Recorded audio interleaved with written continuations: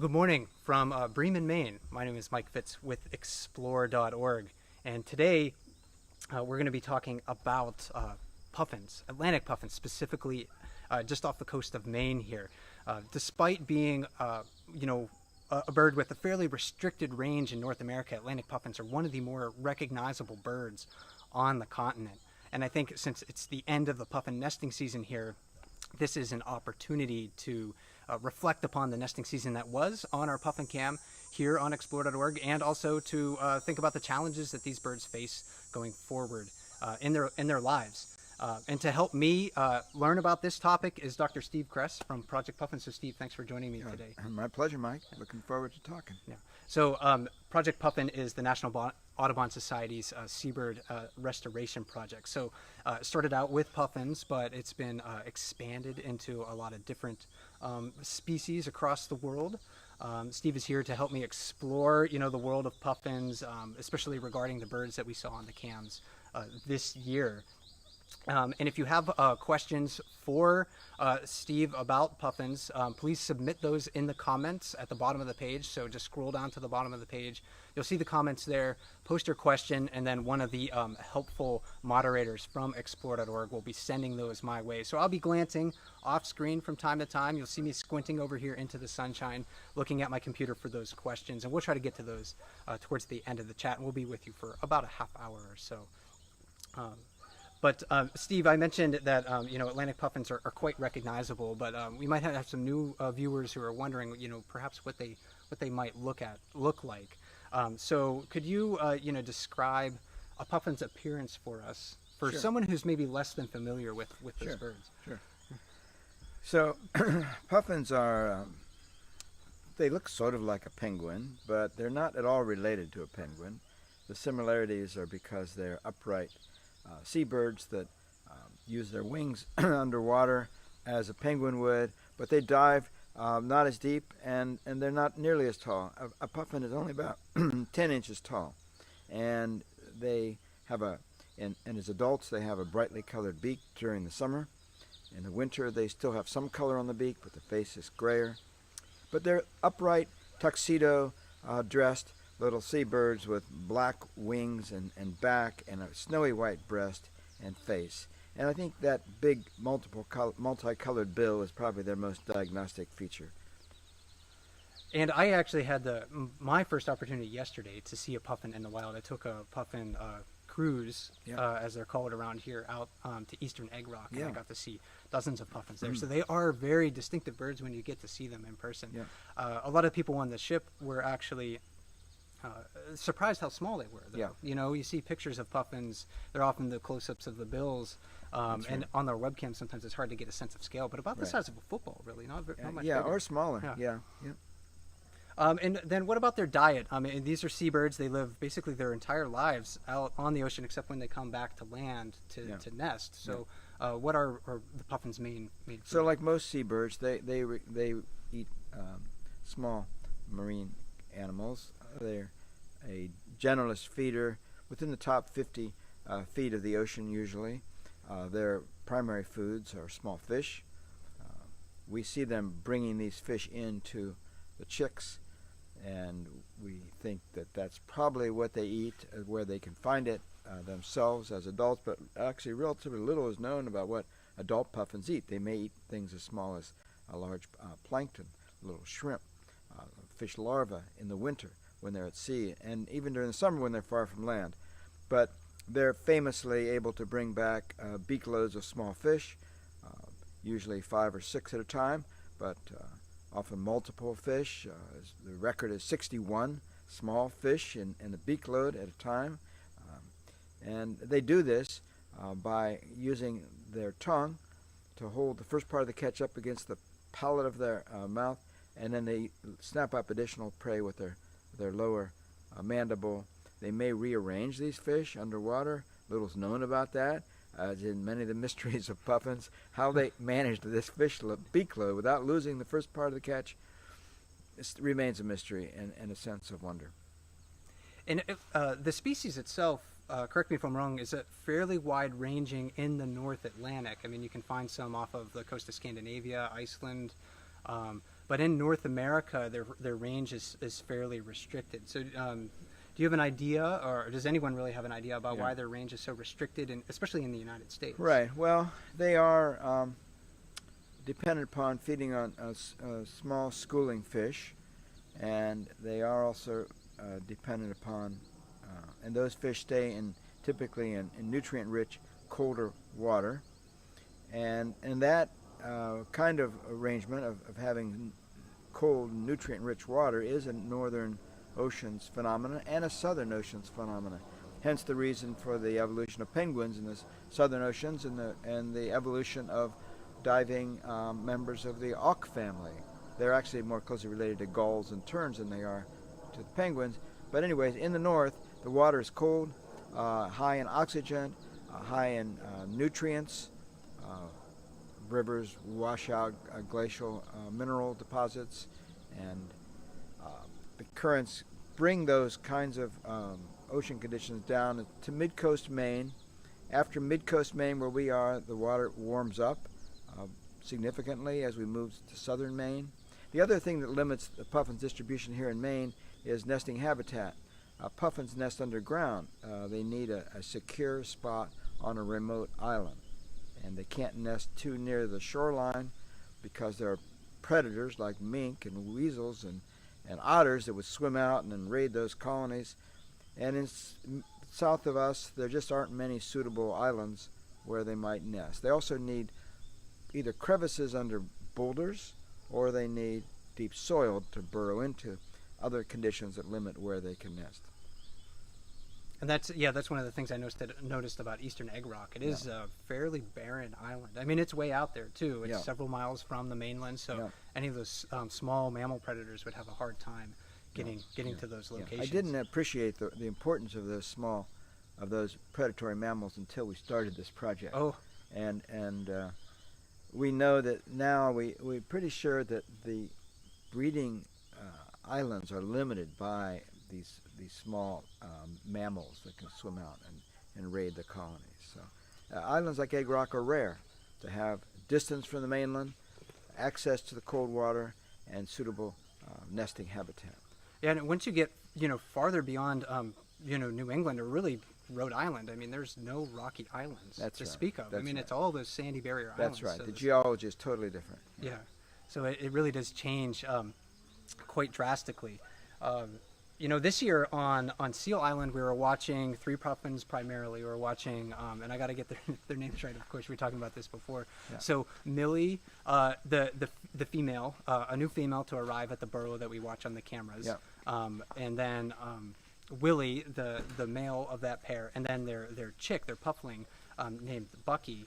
One of the surprises that we witnessed this year, Steve, was that Willie had a new mate. Millie was just seen at this nest for the first time.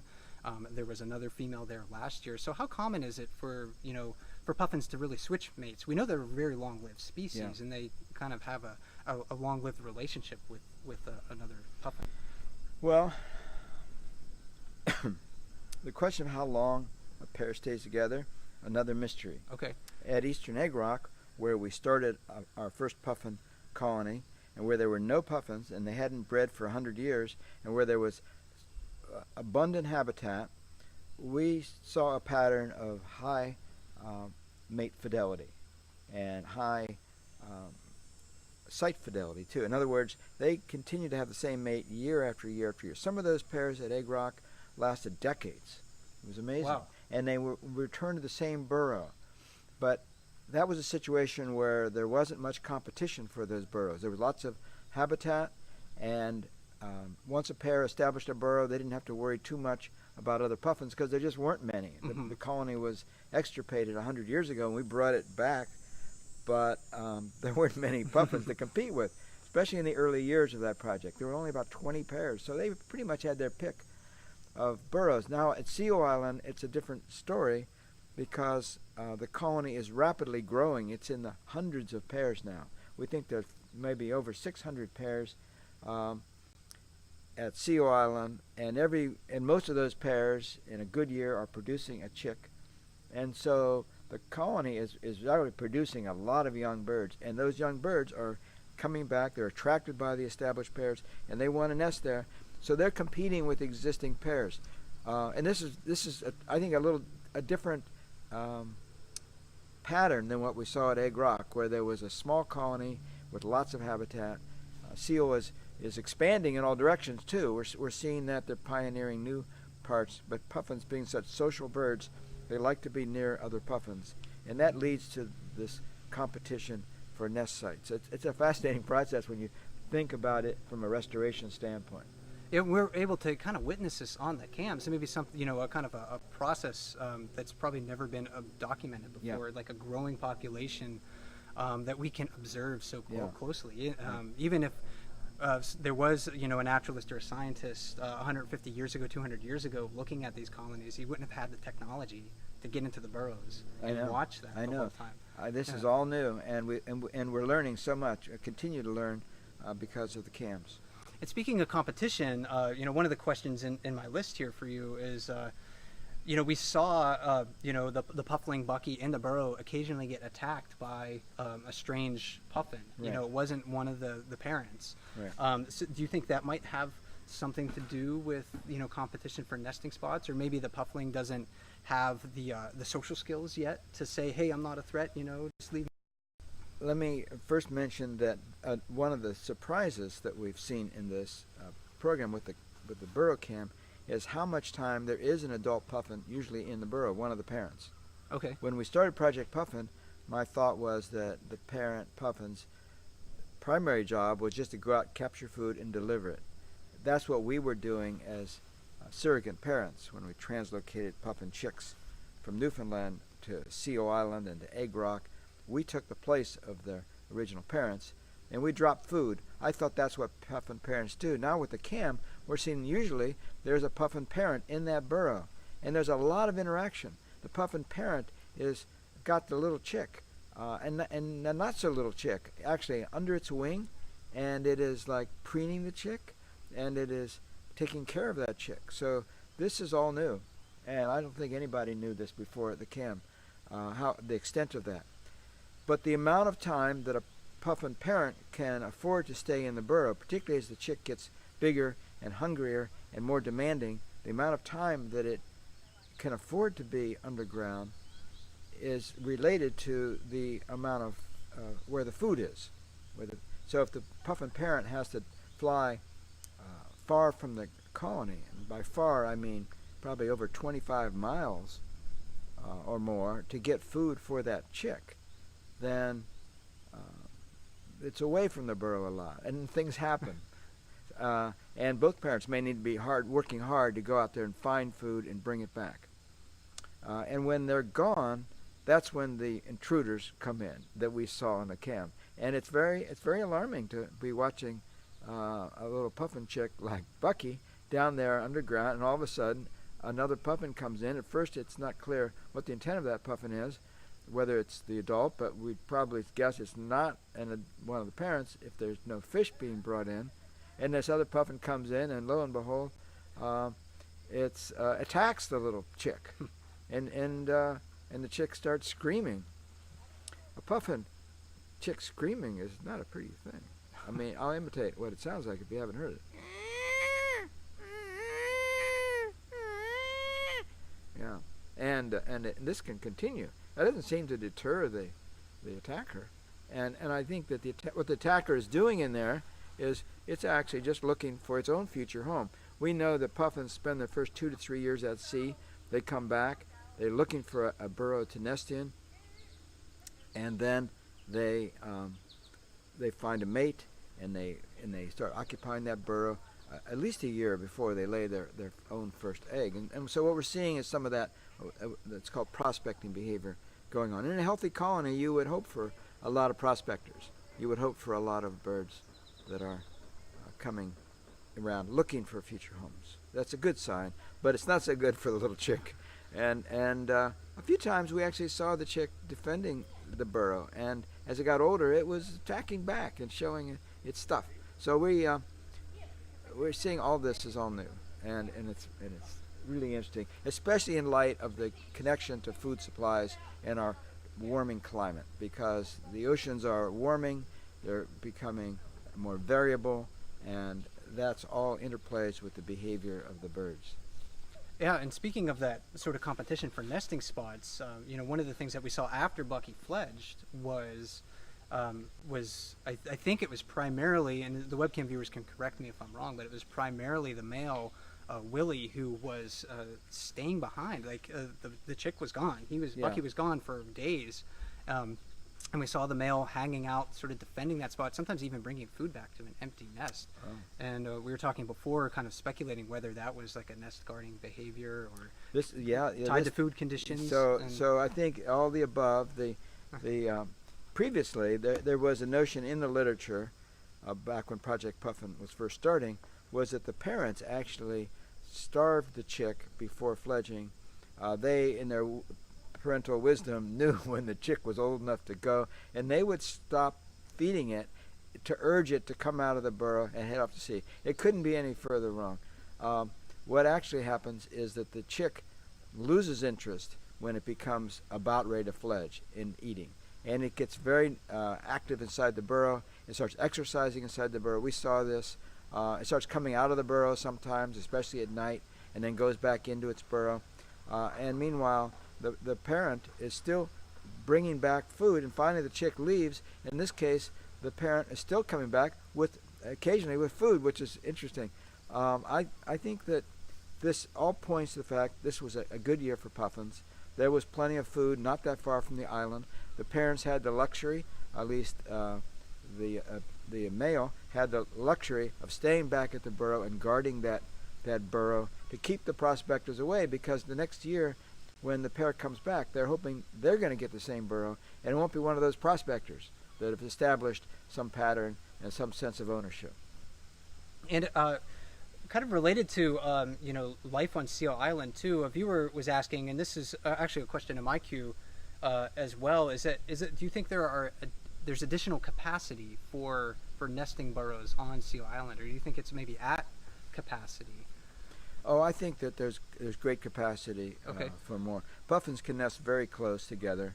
I would predict we'll see more and more of these kinds of interactions as the colony gets more dense. And I mean, that spot where Bucky's burrow is where the colony started. That's the very core of the colony. So we'd expect that place to be most attractive, in part because it was attractive in the first place, good nesting crevices, but also because there are already a lot of puffins, and puffins love to be with other puffins. There's reasons for that, good practical reasons. If you're a puffin nesting all by yourself on the far corner of the island, and a peregrine falcon comes along at over 200 miles an hour looking for its next meal, and you're the only puffin standing there, you might be looking the wrong direction.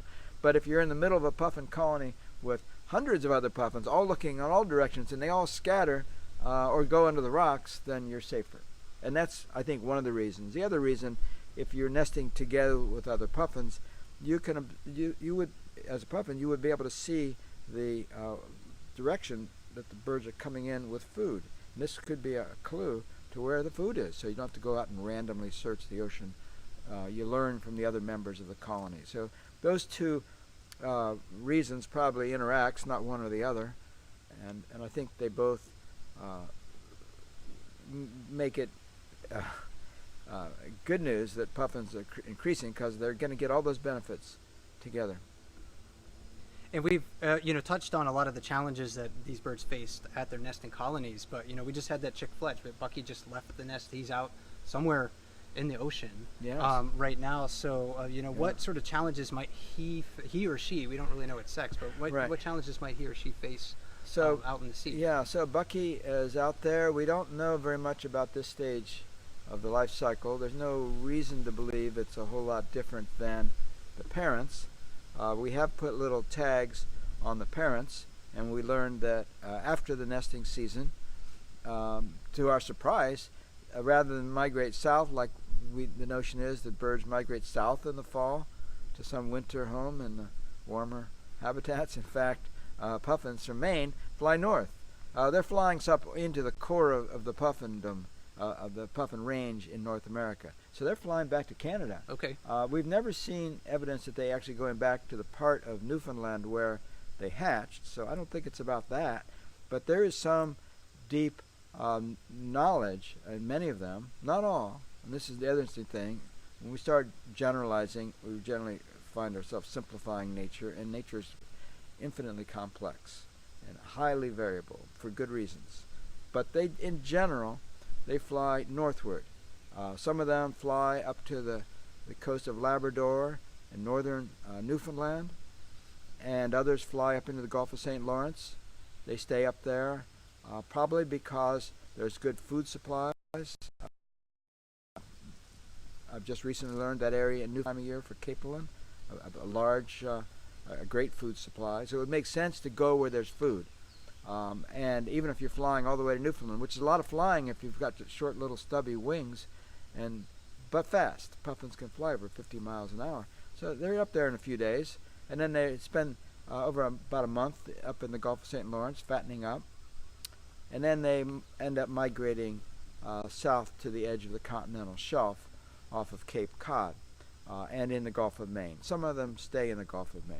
So it's highly variable. Interesting enough, that area where they winter off of Cape Cod at the edge of the continental shelf, some of that area is now protected as a national marine monument, the first of its kind on the Atlantic coast, and that was designated in part because we discovered that that's where some of the puffins were going. It's not just puffins, it's everything.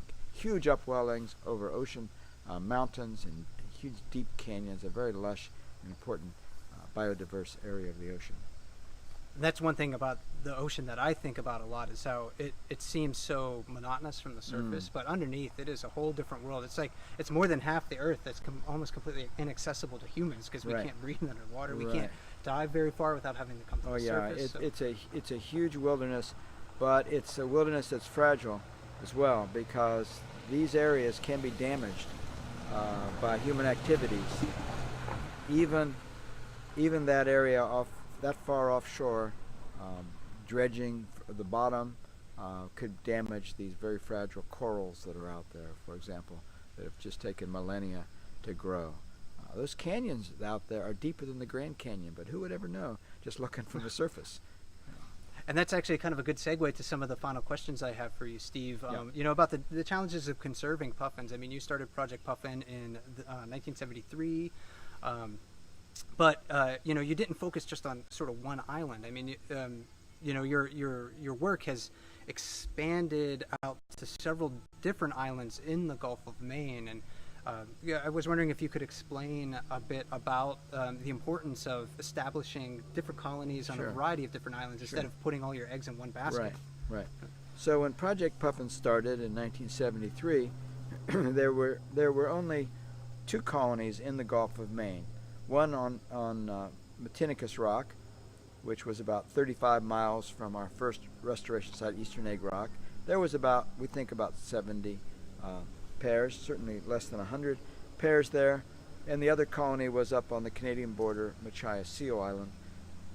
Those 2 colonies had survived the days of feather hunting, and because they were lighthouses and they were protected by the light keepers and the wardens that took occupation there, but no new colonies had formed. So my thought was that they were so vulnerable. All the eggs were literally in those 2 baskets in the Gulf of Maine. If something had happened there, like a mink attack or some disease, then we could lose them completely. So the idea was to spread the risk out by creating another puffin colony. That was the idea behind the Egg Rock project, and once we demonstrated that we could bring puffins back to Egg Rock, we looked at another site, the Seal Island colony, because there we know that puffins used to breed, and we hoped that we could bring them back there as well, further spreading the risk. And I think that's a very important model, and we've exported that lesson in other places around the world, to the Baja coast of Mexico and to China, in both cases looking for helping birds to expand their range, to reduce the few eggs in a few basket problem, and that has done well. And this year, we saw, there's a lot of puffins still out in the Yeah. in the Gulf of Maine. Again, I mentioned I went on a puffin cruise yesterday to Yeah. look at birds, and the naturalist on there, Kevin from the Audubon Society, was saying this was sort of unprecedented to see that many out there. So what might, the number of puffins that we see in the Gulf of Maine right now, still around these nesting islands, say about the health of the Gulf of Maine this Yeah. year, in contrast to what we've seen recently? So this year, even from the beginning, we started seeing clues that this was going to be a good year. And one of the first clues was that the puffins laid their eggs earlier than they have in recent years. That suggested there was ample food for the females to produce their eggs, and they could lay their egg. I mean, the egg is huge. It makes about 15% of the female's body weight. So there was enough food early on to produce eggs.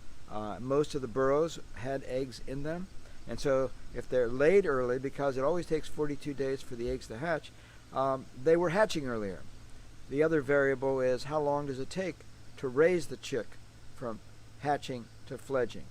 And that's all about the kind of food and the amount of food that's available. And it turns out about 6 weeks passed and the chicks were fledging. Those are all just terrific evidence that there was plenty of food close to the island. So then we went back to look at what our water temperatures were, because the model that best predictor we have of condition for the chicks is the sea surface temperature. And we discovered that the sea surface temperatures, even now, it's still in the low to mid 50s, which is good cold water, which means that the surface of the ocean is full of, it's got ample oxygen, because warm water holds less oxygen. It holds lots more plankton near the surface, and the small fish are up there near the surface where the puffins can readily get them. So the puffins are able to find fish relatively near the surface, and they don't have to perhaps travel as far as they would if the water was warm and the fish were moving to cooler water. So fish can either go deep to find cold water, or they can swim further from the islands. We had another project this year where we put little GPS tags on some of the puffins at Matinicus Rock, and it showed that they were feeding within 25 miles usually of the nesting colonies. We don't know how far they would have to go if we had warm water. We'll learn more about that in the future. But this all fits together, and the fact that you were able to see puffins on a puffin watching trip into late August suggests the puffins aren't in any great rush to head back up to Canada where they can find better food. They're finding it right here in the Gulf of Maine, and that's the exciting thing, is that we had a good year, and we're producing lots of puffins this year. In 2 years, they will join the colony. 2 years ago, in 2017, we had another good year, and they produced lots of puffins, and we think a lot of those birds came back this year. Probably some of the puffins you saw were 2-year-old birds. Okay. They were coming back and making their first landfalls and prospecting. But we've never seen so many this late. All this bodes well for this year. But we have to view this year in context of the bigger picture. The bigger picture is that the Gulf of Maine is warming. There's a long-term trend, especially since 2010. And the result is that it's becoming more difficult for puffins to predictably find food near their islands. And there's sort of a roller coaster event. When we look at good year, bad year, they're almost alternating. Last year was a bad year, previous year was good. Who knows what next year will be? But this pattern of this roller coaster, good year, bad year, fits into the larger story of climate change. The planet is warming, the oceans are warming, and the puffins are telling us this. I think if we listen to the seabirds over water, it's hard for us to see, but the puffins come out with their little fish, and we can look in the burrow now with the cam, and we can see what's going on, and the behavior of the birds, the kinds of fish, the amounts of fish, the health of the chick, just weighing the chick and seeing that it's growing rapidly, that it's fledging on time. These are all clues that the ocean is healthy. And the birds, if we listen to them, can tell us what we need to do to keep the ocean healthy. And what might viewers do at home, no matter where people happen to be watching? I mean, we all have a I think, a stake in healthy oceans. Yes, And no matter right. how landlocked our homes happen to be, we all have a stake in the ocean. So what might people at home do to help conserve puffins in the wild and Yeah. help keep our oceans healthy? Right. Well, the two biggest problems the puffins are facing now, I mean, they are protected from hunting. We have laws like the Migratory Bird Treaty Act, which we need to keep strong and make sure that it's never weakened, because that's what led to the demise originally. So they are protected from that. But the new problems are making sure the oceans are still as productive as they can be. And that means two things. It means doing what we can to reduce the effects of climate change. We're all connected to the oceans. No matter where we live, it's all connected. And our lifestyles that produce carbon through our vehicles we drive and through the heating of our homes, through low efficiency utilities, it may seem like a big gap between that and the health of puffins, but it all contributes to warming of the oceans and this pattern we're seeing of climate change. It's real. The puffins are telling us that we need to be more aware of how we're using energy. The other thing that puffins are telling us is that they can adapt to some of these changes if there's enough food in the ocean. If there's a diverse variety of small fish and animals they can eat, then they're better off and they can adapt. If one type of food isn't there in 1 year, there might be another kind.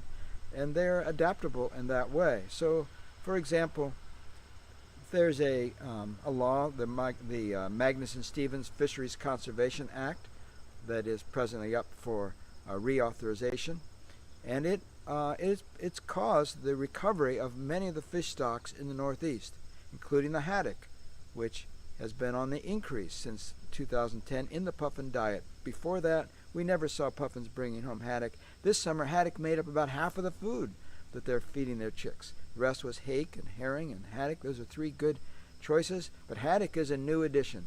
Adding more fish to the menu for puffins is about protecting those laws that help us maintain our fisheries without over-depleting them. And I think that's a place where people can respond. Audubon is increasingly advocating for smart fisheries management, because we know that ultimately we have to protect the fish if we're going to protect the birds. It's not enough just to protect the nesting islands. We need to protect the oceans from warming and protect the fish that feed the birds. And that's a thread, I think, that continues throughout many of the webcams on explore.org. I've been at several restaurants here on coastal Maine over the past week, and most of them are serving haddock. So you really, if you, we have to be careful about our choices. And the cameras that and the animals I'm most familiar with, the brown bears in Alaska at Katmai, I mean, they are dependent on salmon. Yeah. And if we can't protect the oceans for the salmon, it doesn't matter what happens on the land. Those bears are just so highly dependent on the fish. So I think that theme sort of ties into all of these different creatures that we're enjoying on the cameras. The main thing to keep in mind is that we are connected, and we can make a difference. We have made a difference to bring these birds back to islands. That's the beginning. Then we have to take care of them. There's no end to it. There's no end to keeping our researchers on the islands, to keep away the predators, but also to learn from the birds what's going on in the oceans around. And that's the exciting thing. Many of you have followed our program during the summer. You met Keenan Yakola. He's out there right now. He sent me a note just moments ago telling me that the oceans are still cold, 52 to 53 degrees. I was thrilled to hear that. But I put that in context to the bigger picture. That's what helps to explain what we're seeing this summer.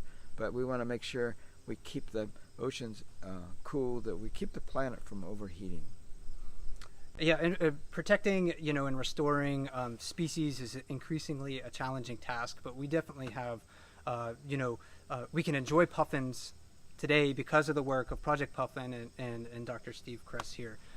So I encourage everyone to continue to watch the puffin cams. The Seal Island cams will, sort of transition later this fall to gray seals and harbor seals. I think that haul out on the island. So there's a lot of different things to look for, a lot of things that we can learn about. But we do have these choices that we can make in our lives, I think, to help protect these animals. So if you want to learn more about Project Puffin, you can go to their website directly. It's projectpuffin.audubon.org.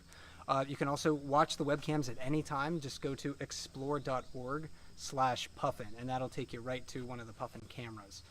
So again, Steve, thanks for joining me today. I learned a lot from it. Great. We do have a couple of viewer questions. Okay. If you Sure. wanted to answer those, Sure. I know we asked for those in the beginning, and I got one in the chat here.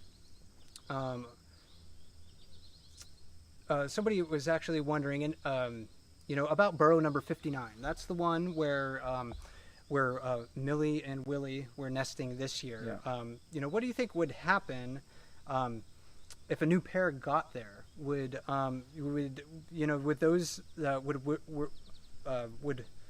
Willie and Millie set up home nearby, sort of on the same island, or? It's a lot of speculation. We don't really know. Sure. But, Well, I mean, we get little glimpses of that when Willie was in the burrow, or maybe it was Millie. We've seen incidents where prospectors come into the burrow when one of the established pair is there, and they get into a big fight. I mean, puffins look cute, but I can tell you, they can use that beak not just to catch a fish. They'll grab the other. I saw. I don't know which parent it was, but it was one of the established pair that grabbed a prospector one time, got into a huge tussle.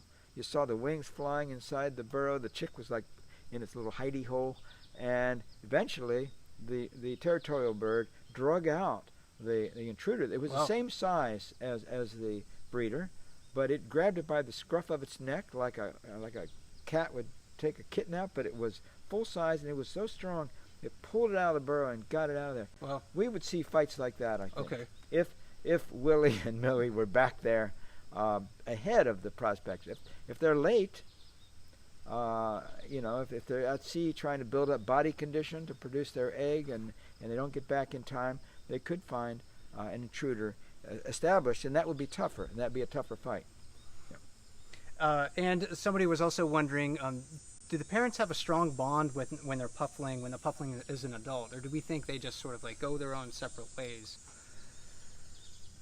I think that we don't know enough about that. Okay. Yeah, it's hard to know. We sometimes see birds, the young nest near the puffins, and you wonder if there's.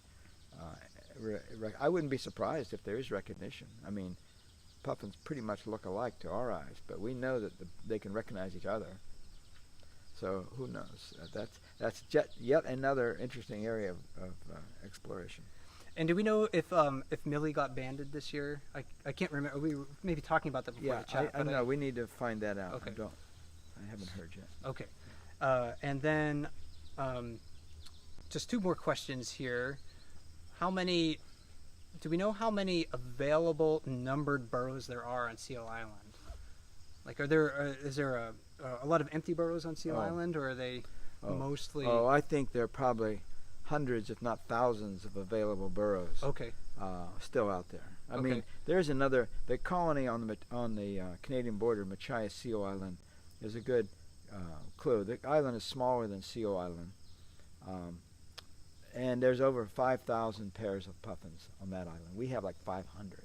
So we probably, there's probably plenty of room. Okay. And then one final question. Do puffins find each other at sea? Do they have like kind of colonies or areas where they hang out and sea? We know they sort of go to certain areas of the sea, but are they found in flocks out there? So the areas where they go, they're probably not in dense rafts or flocks. Okay. But very little is known about puffins at sea. We're just beginning to realize roughly where they go. Okay. That will come with the miniaturization of little tags, probably satellite tags. Satellite that will send a message up and we'll figure out with accuracy. We don't know that yet, but that's all the things about puffins at sea. Very little is known at all. Well, again, thanks for joining me, Sure. Steve, today. Again, Yeah. I learned a ton, and thanks to the viewers for all of your observations on the Explore.org webcams, because you see things that we don't see because we're not watching 24/7 like you are. Please do watch, Explore.org/puffins to learn more, and go to projectpuffin.audubon.org to learn more about them. Again, my name is Mike Fitz with explore.org. I'll be talking to you soon about brown bears and salmon on my other camera that I like to hang out on quite frequently, but I will talk to you later. Okay, thank you.